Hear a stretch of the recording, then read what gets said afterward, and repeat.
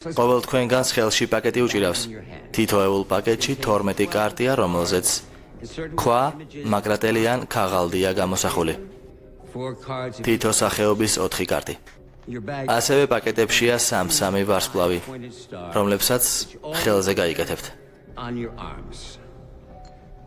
თამაშის წესები ალბათ უფრო მეტად ნაცნობი იქნება. გთხოვთ, დემონსტრაციას ყურადღება მიაპყროთ. სვლა. ქვა მაგრატელზე ძლიერია, მაგრატელი ქაღალდზე ძლიერია, ქაღალდი კი ქვაზე ძლიერია.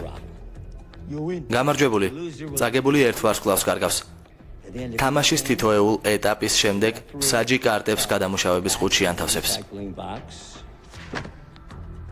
რა თქმა უნდა, თუ მოთამაშეებს ერთნაირი კარტები აქვთ, შედეგი ფრეა და არც ერთი კარგავს ვარსკვლავს.